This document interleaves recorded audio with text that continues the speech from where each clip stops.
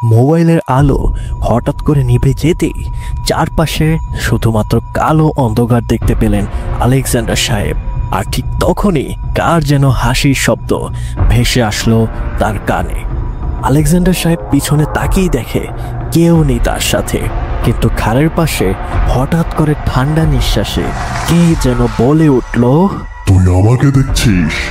আমাকে দেখছিস তুই, তাই না? যদি এতই সাহস থাকে তাহলে একবার পা বাড়া ভয়ের জগতে একবার পা বাড়িয়ে দেখ।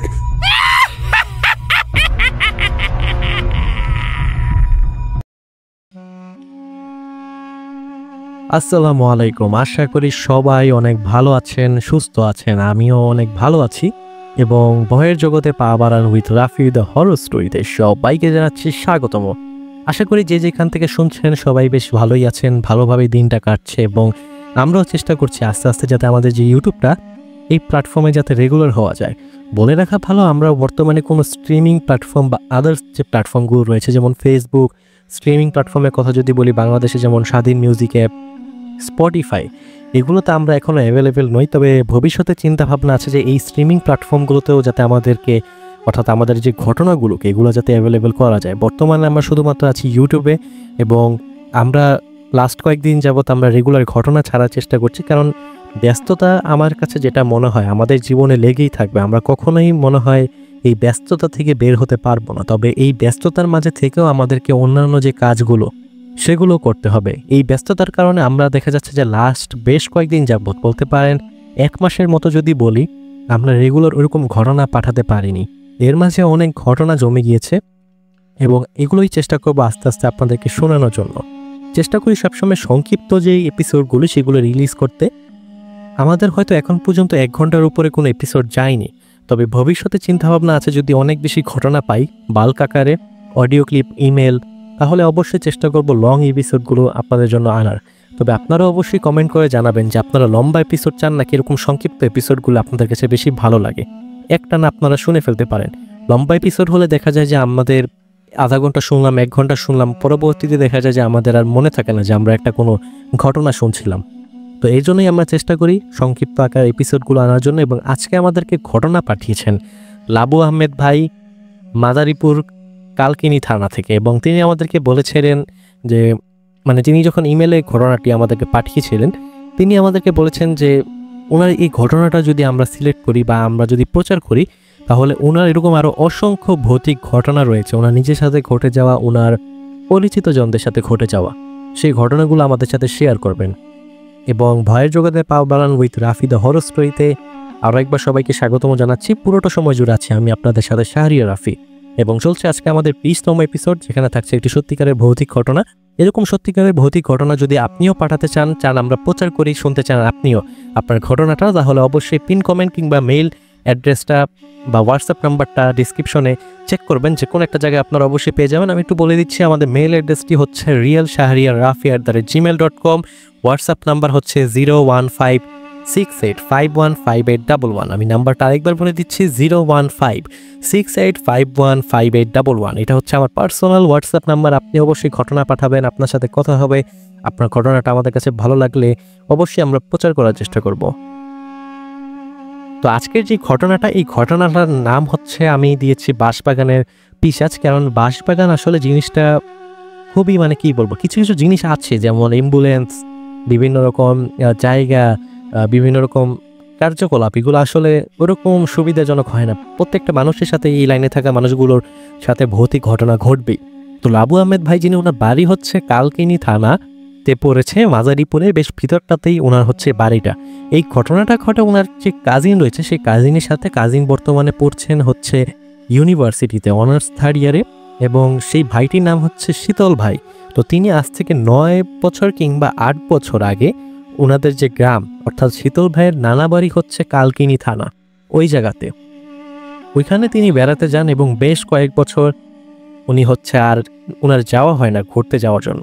তো একবার লাবু ভাই, আমাদের যে লাবু ভাই যিনি ঘটনা পাঠিয়েছেন, উনি একবার ওনার কাজিনকে অনেক রিকোয়েস্ট করে যে একবার এসে ঘুরে যাক।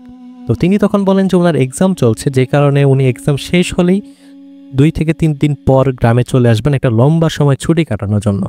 ওই সময়টা চলছিল অক্টোবর মাস এবং ওনার ভার্সিটির এক্সাম চলছিল এবং এক্সাম শেষ হতে হতে প্রায় অক্টোবরের শেষের দিকে। তো নভেম্বরের প্রথম সপ্তাহে শিমুল ভাই বা শীতল ভাই যেটাই বলি না কেন, আমার আসলে নামটা একটু হয়তো ভুল হতে পারে, যদি ভুল করি তাহলে অবশ্যই ক্ষমা সুন্দর দৃষ্টিতে দেখবেন আশা করি। তো শীতল ভাই যিনি, উনি যেটা করেন সেটা হচ্ছে যে এরকম রওনা দিয়ে দেন এক্সাম শেষ হওয়ার এক সপ্তাহ পর নভেম্বরের ফার্স্ট উইকে বলতে পারেন যে রওনা দিয়ে দেয় নানার বাড়ি যাওয়ার উদ্দেশ্যে। নানার বাড়ি যান, যাওয়ার পরে প্রথম দিন গিয়ে ওঠেন। তো গিয়ে যেটা দেখেন ওনার কাছে মনে হয় যে বেশ চেঞ্জ হয়ে গেছে, যেহেতু 8 থেকে 9 বছর বা 10 বছর আগে গ্রামে গিয়েছিলেন। তো এত লম্বা একটা সময়ের মধ্যে গ্রামের বেশ কিছুই চেঞ্জ হয়ে গিয়েছে। তবে ওনাদের যে নানার বাড়িটা, এটা কিন্তু মেইন রোডে নয়। নর্মালি একটা গ্রামকে আমরা 3টা ভাগে ভাগ করে থাকি বা একটা জেলাকে 3টা ভাগে ভাগ করি। একটা হচ্ছে শহর থাকে যেখানে আমরা গেলে সব রকমের ফ্যাসিলিটিস পাই, আরেকটা হচ্ছে মফস্বল এরিয়া যেখানে মোটামুটি বসত বাড়ি, দোকানপাট এগুলোর একটা বলতে পারেন অস্তিত্ব থাকে, আর আরেকটা হচ্ছে একেবারে গ্রাম, বেশ ভিতর দিকে। তো গ্রামেই মূলত হচ্ছে ওনাদের যে বাড়িটা, সেই বাড়িটা ছিল। বলে রাখা ভালো, ওনাদের নানার যে বাড়িটা বেশ বড় একটা জায়গার উপরে হচ্ছে যে অবস্থিত এবং আশপাশে বাড়ি রয়েছে ওনার পরিচিত জনদের বাড়ি, এবং মানুষজনের যে একটা কোলাহল শহর বা টাউন এরিয়ার মতো কিংবা দোকানপাট, এগুলো মোটামুটি একদম বেশিও না, আবার বলতে পারেন একবারে কমও না। তো প্রথম দিন যাওয়ার পর বিকালবেলা বের হয় লাবু ভাইয়ের সাথে এবং ওনার অন্যান্য এখানে কয়েকটা যে ফ্রেন্ড ছিল, ভাই ছিল, সবার সাথে ঘুরতে বের হয়, দেখা সাক্ষাৎ করে। তো এরকম 2-1 দিন চলে যায় সেই শীতল ভাইয়ের যিনি, সেই মাদারীপুর কালকিনি থানা ওখানে ওনার নানার বাড়িতে। তো ওনার হঠাৎ করে ওনার একটা বেশ পুরনো স্মৃতি মনে পড়ে। স্মৃতিটা কীরকম, ধরেন আমরা যারা গ্রামে গিয়েছেন বা থাকেন, আপনারা হয়তো অনেকেই জানেন যে যখন শীতের সময় এসে পড়ে, শীতের ঠিক আগের দিক দিয়ে কিন্তু কৃষক যারা, তারা হচ্ছে ধানটা উঠায় ফেলে।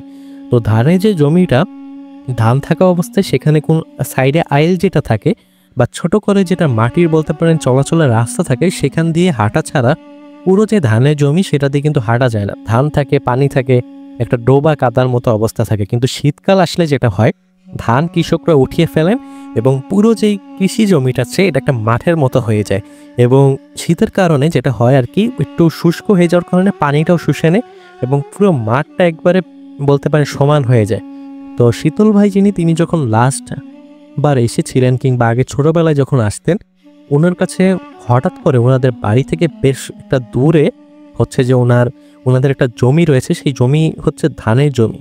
সে ধানের জমিতে বিকালবেলা হলে কাজিনরা মিলে, তারপর অন্যান্য আশপাশের যে ভাইরা রয়েছে, ভাইদের সাথে হচ্ছে যে খেলাধুলা করতেন, ফুটবল খেলতেন, ব্যাডমিন্টন খেলতেন। তো ওনার হঠাৎ করে সেই জায়গাটার কথা অনেক বেশ মনে পড়ে যায়। তো লাবু ভাইকে যখন বললেন যে ওই জমিটা কি এখনো আছে কিনা, তো তখন বললেন যে হ্যাঁ, এটা এখনো আছে, তবে ওই জমিতে এখন আর ধান চাষ করা হয় না, জমিটা এমনি পড়ে রয়েছে। তো তিনি বিকালবেলা যান, হাঁটতে হাঁটতে সেই ধানের জমি দিয়ে যান, এবং গ্রামে যেটা হয় বাঁশঝাড় খুবই কমন, মানে কমন বলতে খুবই কমন, মানে আপনার হচ্ছে যে একটু গ্রামের ভিতর সাইড দিয়ে গেলে রাস্তার আশেপাশে এরকম অসংখ্য বাঁশঝাড় বা বাঁশবাগান আপনারা হচ্ছে দেখতে পাবেন। তো সেই জায়গাটাতে যাওয়ার পরে হাঁটা চলাফেরা করে। তো শীতল ভাই যিনি, ওনার কাছে বেশ ভালোই লাগে ওই জায়গাটা। তো এরপরে তিনি ওইখানে থাকতে শুরু করলেন। এরকম একদিন করে 2-3 দিন, 4 দিন, 5 দিন গেল। তো রাত্রিবেলা যেটা হতো, যেহেতু শীতল ভাই শহরে থাকেন, তো নর্মালি গ্রামের মানুষরা দেখা যাচ্ছে সর্বোচ্চ গেলে 12টা কিংবা 11টা পর্যন্ত সজাগ থাকেন, এরপরে সবাই ঘুমিয়ে পড়েন। কিন্তু আমরা দেখা যায় যে ঢাকাতে যারা থাকি তারা দেখা যায় ফোন স্ক্রলিং করি কিংবা অন্যান্য যে কাজগুলো, সেই কাজগুলো করি প্রায় সময়, এবং এগুলো করতে করতে দেখা যায় যে আমাদের রাত 2টা-3টা বেজে যায়, ভোর হয়ে যায়। তো শীতল ভাই তিনি যেটা করতেন, রাত্রেবেলা কাজিনদের সাথে হয়তো একটু বাইরে ঘোরাফেরা করতেন, সারা রাত আড্ডা দিতেন। তো এরকম 3-4-5 দিন যাওয়ার পর ওনার যেরকমটা অ্যাজ ইউজুয়াল ওনার রাত্রেবেলা ঘুম আসতো না।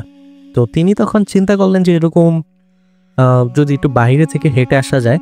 তো লাবু ভাইকে কয়েকবার এরকম বলেন যে চল বাইরে থেকে হেঁটে আসি। তো লাবু ভাই তখন রাজি হয় না, তিনি বলেন যে এরকম না, রাত্রেবেলা গ্রাম দেশে এরকম বাইরে বের হওয়াটা এক প্রকার ঠিক না। তো বেশ কয়েকদিন এরকম লাবু ভাইকে যখন রিকোয়েস্ট করা হয়, শীতল ভাই তখন তিনি একাই ভাবলেন যে রাত্রেবেলা বের হয়ে একটু আশপাশটা, কারণ রাতের পরিবেশটা একটু অন্যরকম হয়। তো তিনি বের হলেন, হওয়ার পরে বাইরে এরকম হাঁটা চলাফেরা করছিলেন, এদিক ওদিক যাচ্ছিলেন। তো ওই জায়গাটাতে ওনাদের হচ্ছে যে বাড়িটা, বাড়ি থেকে মোটামুটি হচ্ছে যে 10 মিনিট হাঁটলে ওনাদের নিজস্ব ক্ষেতের জমি বা ক্ষেত বলতে পারেন, ওইখানে হচ্ছে যে বিভিন্ন রকম চাষাবাদ করা হয়, বিভিন্ন রকম শাকসবজি ফল এগুলো হচ্ছে চাষাবাদ করা হয়। তো তিনি তখন কি করলেন, ওই জায়গাটা দিয়ে অতিক্রম করার পর হচ্ছে ওনাদের বাগান পড়ে, যেটাকে বাঁশবাগান বলা হয়ে থাকে। এবং এই বাঁশবাগানটা এতটাই পরিমাণে বাঁশ যে দিনের বেলাও ওই জায়গাটা নিচে দিয়ে গেলে ঠিকমতো আকাশ দেখা যায় না, এক প্রকার অন্ধকার থাকে। এরপর ওখান থেকে হেঁটে একটু সামান্য দূর গেলে হচ্ছে যে ওনাদের যে ধান জমিটা, সেই ধানের জমিটা। তো তিনি ফার্স্ট ডেতে সেই ধানের জমিটাতে গেলেন। রাত্রেবেলা ওনার কাছে বেশ ভালোই লাগছিল, হালকা হালকা, হালকা না বেশ ভালোই বলতে পারেন, শীতের টাইম, ভালোই লাগছিল ওনার কাছে। উনি হাঁটা চলাফেরা করলেন, করার পর হচ্ছে যে তিনি এরকম চলে আসেন। আসার পর উনি আবার ঠিক পরের দিনও এরকম যেটা করলেন রাত্রেবেলা, তখন বাজে রাত প্রায় 1টা-2টার মতো বাজে, ওনার ঘুম আসছে না। তো তিনি সেদিন রাত্রেও বের হলেন। বের হওয়ার পর তিনি এরকম হাঁটতে হাঁটতে ওনাদের হচ্ছে সেই ক্ষেতের জমির ওদিকে গেলেন, গিয়ে হচ্ছে যে ওনার কারোর সাথে ফোনে হয়তো কথা বলছিলেন। তো কথা বলার এক পর্যায়ে যেটা হয়, তিনি সাবকনশিয়াস মাইন্ড বলা যেতে পারে বা ভুলে বলতে পারেন বা অমনোযোগী ছিলেন। তিনি হয়তো হাঁটতে হাঁটতে তিনি যেটা করেন, সেই ওনাদের যে ক্ষেতের জমিটা, সেই ক্ষেতের জমি পর্যন্ত তিনি হচ্ছে হাঁটতে হাঁটতে চলে যান। এরপরে ফোনে কথা বলছিলেন, ফোন চালাচ্ছিলেন, তো বেশ ভালো রাতই হয়ে যায়। তিনি খেয়াল করে দেখেন যে প্রায় 4টা বেজে গিয়েছে।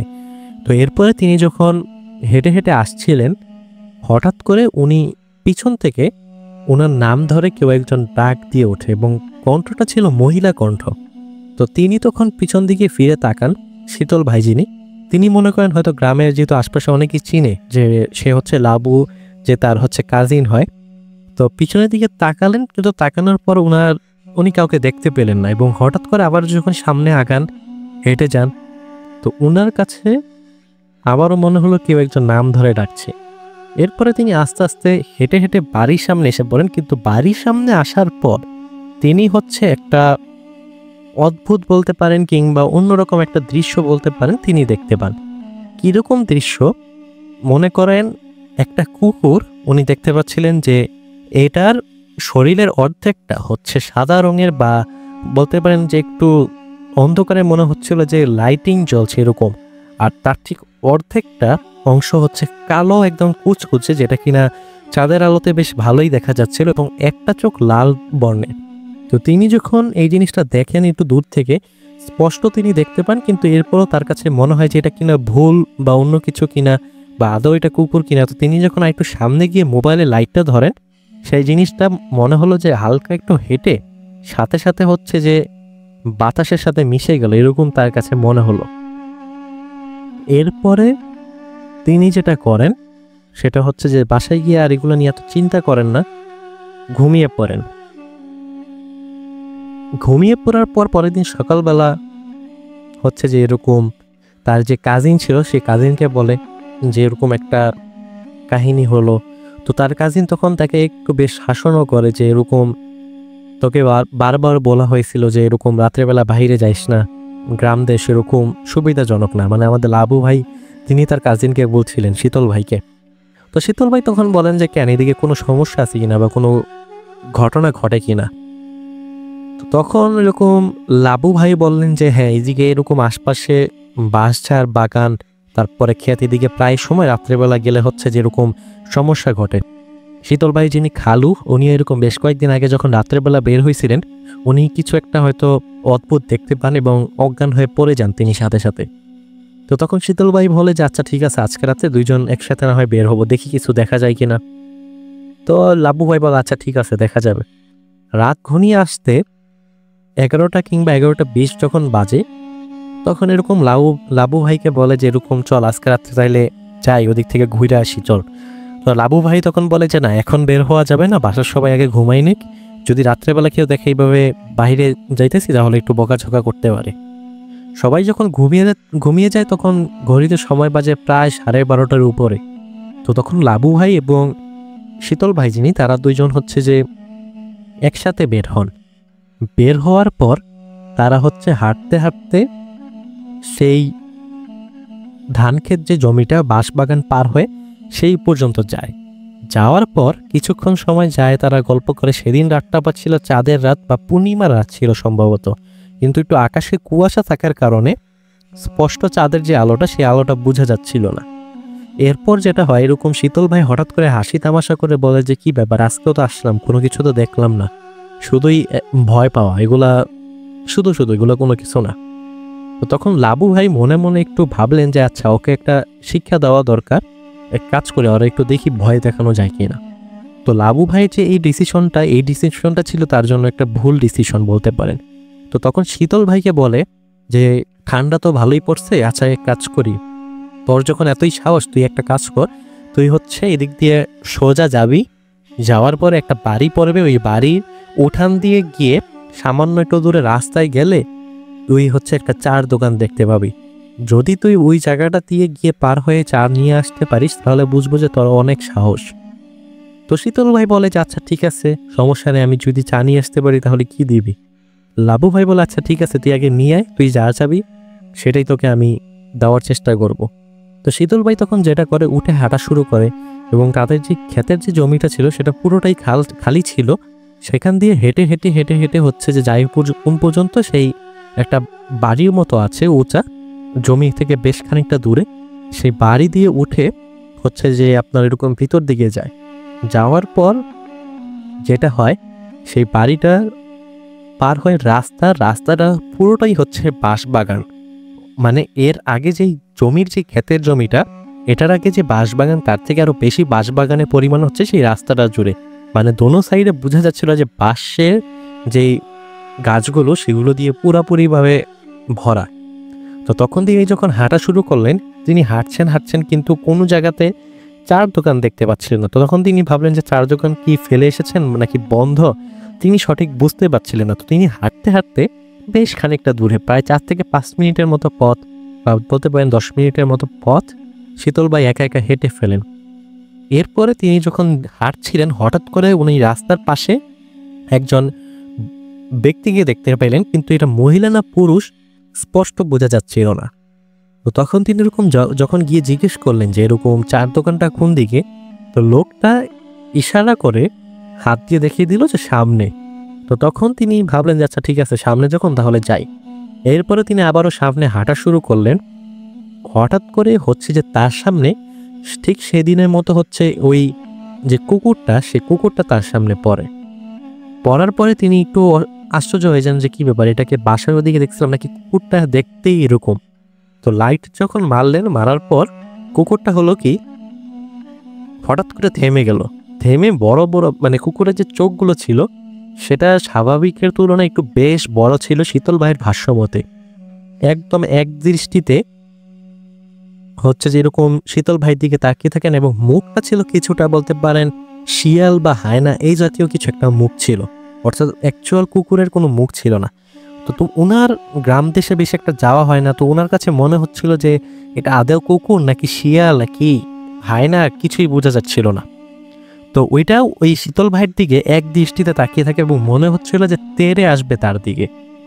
তো যখন একটু সামনে আগায়, এরকম সেটাকে কিছু একটা ঢিল দিয়ে তাড়ানোর চেষ্টা করে, তখন ওই জিনিসটা দৌড় দিয়ে শীতল ভাইয়ের দিকে আসেন। তো শীতল ভাই এতে বেশ ভয় পেয়ে যান এবং ঠিক সামনে যখন এসে পড়বে ওই মুহূর্তটাতে জিনিসটা আবার গায়েব হয়ে যায়। তো এটা দেখে বেশ ভয় পান শীতল ভাই। তো তিনি তখন মনে মনে ভাবছিলেন যে এতটা দূর যখন এসে পড়েছেন, এখন যদি এসে যায় তার কাজিন তো তার মজা নিবে, বলবে যেরকম তুই ভয় পাইছিস তাই চলে আসছোস। তো সেই সাহসটা থেকে শীতল ভাই আবারও হাঁটা শুরু করেন। হেঁটে হেঁটে সামনে যখন যান তখন তিনি আবার ওইরকম পিছন দিক থেকে মহিলা কণ্ঠে, তবে এবার কণ্ঠটা ছিল একটু ভারী কণ্ঠে একটা ডাক দে, এই শীতল, কিরে এত রাতে কই যাস? এভাবে যখন ডাক দে তখন শীতল ভাই পিছনে ফিরে তাকিয়ে দেখেন যে একটা বয়স্ক লোক, কিন্তু কণ্ঠ শোনা যাচ্ছে মহিলাদের মতো, এবং তার দিকে তাকিয়ে দাঁতগুলো বের করে খিলখিল করে হাসছে। তো এই জিনিসটা দেখার পরে শীতল ভাই একটা সালাম দেন, মনে করেন হয়তো গ্রামের মুরব্বী হবে কেউ হয়তো, কারণ অনেকেই হয় কি গ্রামে যখন আপনি বেড়াতে যাবেন, যদি শুনে আপনি অমুকের আত্মীয় অমুকের বাড়িতে এসেছেন, আপনি হয়তো তাদের ফেস চিনবেন না কিন্তু তারা ঠিকই জানবে। তো তখন শীতল ভাই একটা সালাম দেয়, আসসালামু আলাইকুম, এবং জিজ্ঞেস করে যে আপনি কে চাচা? তো সেই চাচা তখনও খিলখিল করে তার দিকে তাকিয়ে হাসছিল। তো বেশ খানিকক্ষণ এইভাবে অদ্ভুতভাবে তাকিয়ে থাকার কারণে শীতল ভাই তখন আর কিছু মনে না করে সে আবারও হাঁটা শুরু করলো। কিন্তু ওই মুহূর্তে তার হচ্ছে যে আসলে একটু বেশ ভয় লাগতে শুরু করলো যে আসলে হচ্ছে এটা কি। একটু পর সে যখন আর একটু সামনে গেল, গিয়ে দেখলো যে এরকম চার দোকানটা সে খুঁজে পেয়েছে। এরপরে খোলা দেখে সেই দোকান থেকে সে তাড়াতাড়ি করে চা নিয়ে সে হচ্ছে হাঁটা শুরু করে আবার। এরপরে যখন সে হাঁটা শুরু করে বাঁশবাগানের নিচে দিয়ে যাচ্ছিল, ওই মুহূর্তে সে আবার ওইরকম একটা ডাক শুনতে পায়, এই শীতল। এইভাবে যখন একটা ডাক শুনে তখন সে আশপাশে খোঁজাখুঁজি করতে শুরু করে শীতল ভাই যিনি, যেরকম কে ডাকছে তাকে আবার। তবে এবারে কণ্ঠটা আবার নাকি ছিল একজন পুরুষ মানুষের। সে যখন আশপাশে এরকম ভালোভাবে তাকায় কাউকে দেখতে পায় না, তখন আরেকটা ডাক দেওয়ার পর মনে হচ্ছিল যে এটা আশপাশ থেকে না অন্য কোনো একটা জায়গা থেকে তাকে ডাক দেওয়া হচ্ছে। এরপর সে যখন একটু সামনের দিকে তাকায়, দেখে যে বাঁশবাগানের যে গাছটা, সেই গাছের একদম উঁচুতে উল্টা হয়ে সেই যে বৃদ্ধ লোকটাকে দেখেছিল সে ঝুলছে। তবে এইবার তার যে মাথাটা ছিল, সেই মাথাটা ছিল মনে হচ্ছিল একটা বানর আকৃতি, এবং চেহারার যে শেপটা সেটা কিছুটা ছিল মানুষ আকৃতি। সেই উল্টা হয়ে ঝুলছে এই যে দৃশ্যটা দেখার পর যখন গরম চোখ করে তার দিকে তাকালো, অর্থাৎ শীতল ভাইয়ের দিকে তাকালো, শীতল ভাই বেশ পরিমাণের একটা ভয় পেয়ে যায় এবং সে হচ্ছে কোনোরকম একটা জোরে সে দৌড় দেওয়ার পর সে হচ্ছে যেরকম যখন দৌড়াচ্ছিল তার মনে হচ্ছিল পাশে দিয়ে সেই সাদা কালো বর্ণের কুকুরটাও দৌড়াতে সে যখন কোনোরকম ক্ষেত পর্যন্ত আসার পর তার কাজিনকে দেখতে পায় যে এরকম বসে আছে ওই জায়গাতে। সে তার কাজিনের কাছে যাওয়ার পর তার হঠাৎ করে যেটা হয়, বেশ ভয় পাওয়ার কারণে তার এক প্রকার খিঁচুনি আরম্ভ হয়ে যায় এবং তার কাজিনও বুঝতে পারে যে হয়তো কিছু একটা হয়েছে, এবং এই দৃশ্য দেখতে পেরে তাকে কোনোরকম তাড়াতাড়ি করে বাসায় নিয়ে যায়, নিয়ে পানি টানি খাওয়ানোর উপরে শান্ত করে তাকে হচ্ছে যে বলে ঘুমায় যাওয়ার পর পরের দিন সকালবেলা সে যখন উঠে, শীতল ভাই দেখতে পায় যে ভয়ঙ্কর রকমের জ্বরে কথাও বলতে পারছে না ঠিক মতো। তো তখন এরকম যখন দেখতে পায় প্রচুর পরিমাণে জ্বর, বাসার কাউকে আসলে বিষয়টা জানায় না, জানালে হয়তো লাবু ভাইকে চিল্লাচিল্লি করবে, বলবে যেরকম সে ঢাকা থেকে আসছে এতদিন পর, রাত্রিবেলা তাকে নিয়ে যাওয়ার কি দরকার ছিল। তো তখন এরকম শীতল ভাইকে বলে যে এরকম যাই ঘটছে কারোর সাথে বলা দরকার নেই, তো একটু সুস্থ চেষ্টা করবো কোনো একটা হুজুরের কাছে নিয়ে যাওয়ার যদি সমস্যা হয়। এরপরে যখন শীতল ভাই একটু সুস্থ হয়, জ্বরটা কমে, সকল ঘটনা তখন লাবু ভাইকে বলে। তো এরপরে আর 2-1 দিন পর যেটা হয়, শীতল ভাইয়ের চলে যাওয়ার সময় হয়, ঢাকায় ফেরত যাবে। তো যাওয়ার আগে ওইখানে একজন বয়স্ক মসজিদের সম্ভবত মুয়াজ্জিন সাহেব ছিল, ওনার কাছ থেকে একটু পানি পড়া এবং ফুটো নিয়ে যায়। এরপরে তিনি ঢাকায় চলে আসেন। এরপর ঢাকায় চলে আসার পর আর শীতল ভাইয়ের ওরকম কোনো সমস্যা তার সাথে হয় না। তো এই যে এই ঘটনাটার মাধ্যমে আমরা আসলে প্রায় এই ধরনের ঘটনাগুলো শুনতে পাই। তো আমরা করি কি, প্রায় বিভিন্ন জায়গা থেকে যে জায়গাগুলো আসলেই খারাপ থাকে, কিংবা সন্ধ্যার সময়, ভর দুপুরবেলা কিংবা রাত্রেবেলা আমরা এই সমস্ত জায়গাগুলোতে যাই, যেগুলো কিনা একদমই অনুচিত, এবং গেলেও সর্বোচ্চ সাবধানতা অবলম্বন করা উচিত। তো আজকে আশা করি শীতল ভাইয়ের এই ঘটনাটা, এবং লাবু ভাই যিনি কষ্ট করে লিখে পাঠিয়েছেন, আসলে এত বড় একটা মেইল লিখে পাঠানোটা বেশ কিন্তু কষ্টসাধ্য একটা ব্যাপার। তো অনেক অনেক ধন্যবাদ লাবু ভাইকে এই ঘটনাটা লিখে পাঠানোর জন্য। এবং আপনি যেরকমটা বলেন আপনার আরও অসংখ্য ভয়ঙ্কর ঘটনা রয়েছে, আপনি অবশ্যই আমাদেরকে লিখে কিংবা অডিও ক্লিপ হিসাবে পাঠিয়ে দিবেন, এবং আমরা চেষ্টা করছি বা চিন্তা করছি যে অডিও ক্লিপ নিয়ে একটা আলাদা করে এপিসোড তৈরি করা যায় কিনা, বা রেগুলার এপিসোড আনা যায় কিনা। আপনারা যদি অডিও ক্লিপ অবশ্যই পাঠান তাহলে আমি অবশ্যই সেগুলো ডিরেক্ট প্রচার করব। আজকে এই পর্যন্তই, আশা করি আপনাদের ভালো লেগেছে ঘটনাটা। দেখা হবে নতুন কোনো একটা ঘটনায়। ততক্ষণ পর্যন্ত চ্যানেল সাবস্ক্রাইব করে আমাদের পাশেই থাকবেন এবং ঘটনা পাঠিয়ে আমাদেরকে সাহায্য করবেন।